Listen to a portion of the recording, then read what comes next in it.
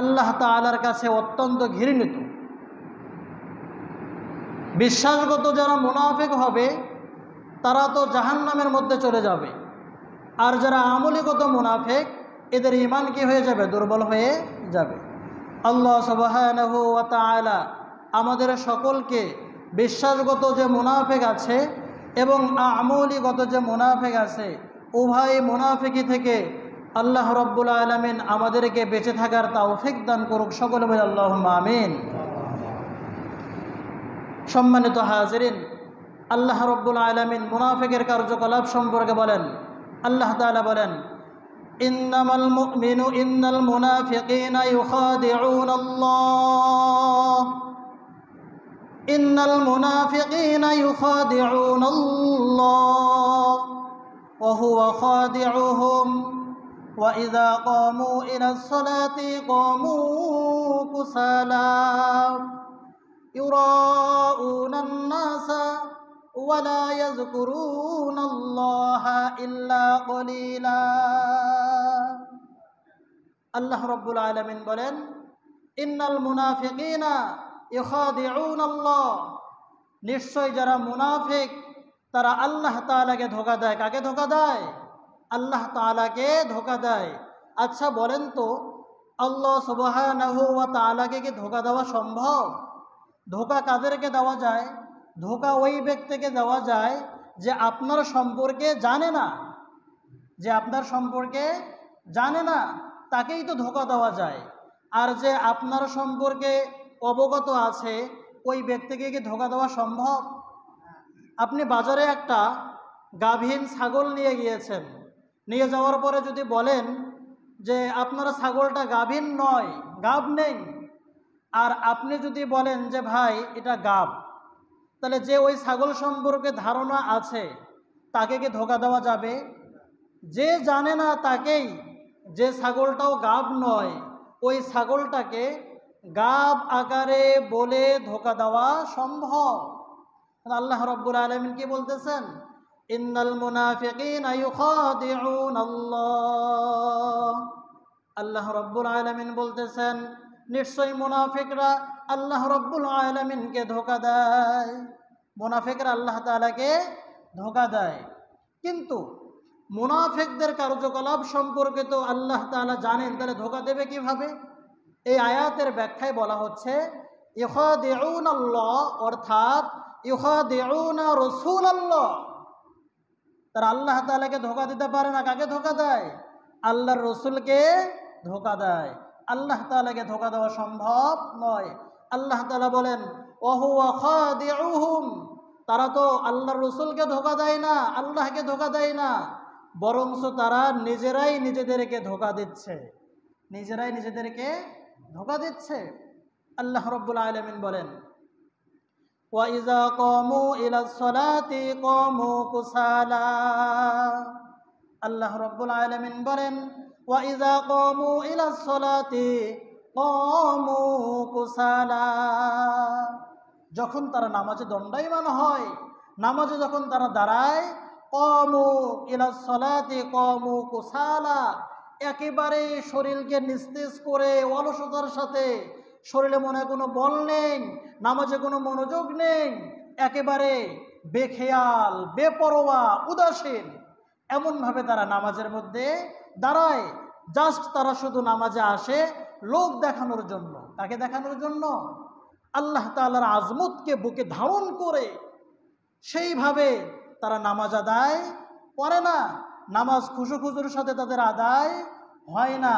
কিভাবে রুকু সিজদা কোনো মতন করে তারা নামাজ থেকে পলায়ন করতে পারে, এই চিন্তায় তারা বিভোর।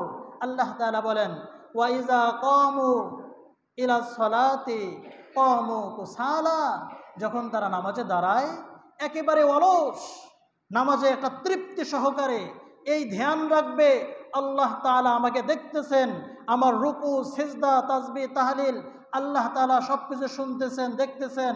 আমি যেই সেই ব্যক্তিকে কোনো সিজদা করতেছি না, আমি এমন একজন সত্তাকে সিজদা করতেছি যিনি আসমান এবং জমিনের মালিক, যিনি আমার সৃষ্টিকর্তা, সেই আহকামুল হাকিমিনের পায়ে আমি সিজদা করতেছি। এই ফিকির তাদের নেই। আল্লাহ তাআলা বলেন, ওয়া ইযা কামু ইলাস সালাতি কামু কুসালা। তাদের আরেকটা কার্যকলাপ হলো ইউরাউনান নাসা, তারা মানুষকে দেখানোর জন্য ইবাদত করে। ইবাদত করে কার জন্য? লোক দেখানোর জন্য। ইউরাউনান নাসা ওয়ালা ইয়াযকুরুনাল্লাহা ইল্লা কলিলা। আল্লাহ তাআলা বলেন, তারা মানুষকে দেখানোর জন্য মসজিদে গমন করে, মানুষকে দেখানোর জন্য তারা রোজা রাখে, মানুষকে দেখানোর জন্য তারা দান সদকা করে। এগুলো হচ্ছে মুনাফিকদের কার্যকলাপ। কাদের কার্যকলাপ? মুনাফিকদের কার্যকলাপ। আল্লাহ রাসূল সাল্লাল্লাহু আলাইহি সাল্লাম বললেন, সাহাবায়ে কেরামদেরকে বলতেছেন, ও আমার সাহাবায়ে কেরাম, আমি গোপন শিরক থেকে তোমাদের ব্যাপারে ভয় করতেছি। সাহাবায়ে কেরাম বললেন, ইয়া রাসূলুল্লাহ, ইয়া হাবিবাল্লাহ, ইয়া রাসূলুল্লাহ, গোপন শিরক কি আবার? আল্লাহর রাসূল সাল্লাল্লাহু আলাইহি সাল্লাম বললেন, গোপন শিরক হলো যে আমলগুলো তোমরা মানুষকে দেখানোর জন্য করো, এই আমলগুলো হলো গোপন শিরক। রাসূল পাক সাল্লাল্লাহু আলাইহি সাল্লাম বলেন, মান সাদ্দাকা ইউরাই ফাকাদ আশরাকা, যে ব্যক্তি দান করলো মানুষকে দেখানোর জন্য। কাকে দেখানোর জন্য? আল্লাহর রাসূল বললেন, ওই ব্যক্তির দান তো কবুল হবেই না, আল্লাহ রাব্বুল আলামিন বরঞ্চ ওই দানের বিনিময়ে তার আমল নামায় গুনাহ লিপিবদ্ধ করে দেবেন। নাউযু বিল্লাহি মিন যালিক। সওয়াব হওয়াতে দূরের কথা, আরো কি হয়ে গেল? গুনাহ হয়ে গেল। আল্লাহ রাসূল সাল্লাল্লাহু আলাইহি সাল্লাম বলেন, ওয়ামান সামা ইউরাই ফাকাদ আশরাকা, যে ব্যক্তি লোক দেখানোর জন্য রোজা রাখলো, সেজন্য কি করলো? গোপন শিরক করলো। তাহলে মুনাফিকদের কার্যকলাপ হলো তারা মানুষকে দেখানোর জন্য সমস্ত ভালো কাজগুলো করে, আল্লাহ তাআলাকে রাজি করার জন্য তারা কাজ করে না। আর আল্লাহ রাব্বুল আলামিন বলেন, রাসূল পাক সাল্লাল্লাহু আলাইহি সাল্লাম বলেন, ইন্নাল্লাহা লা ইয়ানজুরু ইলা সুওয়ারিকুম ওয়ালা ইলা আমওয়ালিকুম ওয়ালাকি ইয়ানজুরু ইলা কুলুবিকুম ওয়া আমালিকুম। রাসূল পাক সাল্লাল্লাহু আলাইহি সাল্লাম বলেন, ইন্নাল্লাহা লা ইয়ানজুরু ইলা সুওয়ারিকুম, আল্লাহ তাআলা আমাদের সুরত দেখেন না, কে কত সুন্দর, এগুলো আল্লাহ তাআলা দেখেন না। কে কি পরিমাণ লম্বা, এরকম সুঠাম দেহের অধিকারী, আল্লাহ সুবহানাহু ওয়া তাআলা এগুলা দেখেন না। আল্লাহ তাআলা আমাদের মাল দেখেন না, আমরা কয় তলার মালিক হয়েছি, 10 তলা, 20 তলা, মেম্বার, চেয়ারম্যান, এমপি, মন্ত্রী, ব্যারিস্টার, জজ, প্রধানমন্ত্রী, এগুলো আল্লাহ তাআলা দেখতে যায় না।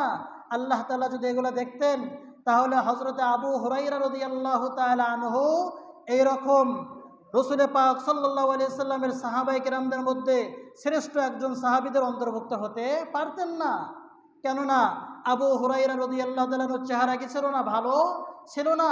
এরকম আরো অন্যান্য সাহাবী আছেন যাদের চেহারা কি ছিল? কালো কুচকুচে ছিল।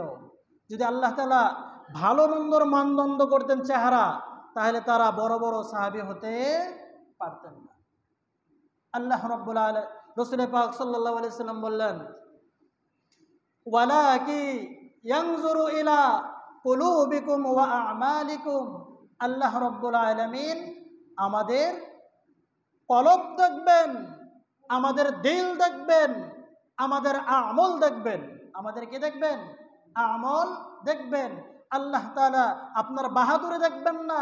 এই জন্য হাদিসের মধ্যে আছে, রাসূল পাক সাল্লাল্লাহু আলাইহি সাল্লাম বলেন, আমার সাহাবায়ে কেরামদের সম্পর্কে তোমরা সাবধান, আমার সাহাবায়ে কেরামদের সম্পর্কে তোমরা সাবধান। আমার সাহাবায়ে কেরামকে মহব্বত করা মানে আমি রাসূলকে মহব্বত করা, আর আমার সাহাবায়ে কেরামকে গালি দেওয়া মানে আমি রাসূলকে গালি দেওয়া। তোমরা আমার সাহাবায়ে কেরামের সাথে শত্রুতা পোষণ করিও না। ওই তোমরা কি আমার সাহাবায়ে কেরামদেরকে চেনো? আমার সাহাবী তো এমন সাহাবী, যদি আমার সাহাবায়ে কেরামরা এক মুঠ খেজুর, এক মুঠ গম অথবা একটা খেজুর যদি আল্লাহর রাস্তায় দান করে, ইহার যে পরিমাণ সওয়াব, মকবুলিয়াত, কবুলিয়াত আল্লাহ তাআলার দরবারে গ্রহণযোগ্যতা পাবে, তোমরা যদি উহুদ পাহাড় সমতুল্য স্বর্ণ আল্লাহর রাস্তায় দান করো, আমার সাহাবায়ে কেরামের পর্যন্ত আমার সাহাবায়ে কেরামরা একটা খেজুর দান করে যে পরিমাণ আল্লাহর নিকটবর্তী হতে পারবে, তোমরা উহুদ পাহাড় সমতুল্য স্বর্ণ দান করার পরেও আমার সাহাবায়ে কেরামের ধারে কাছে আসতে পারবে না।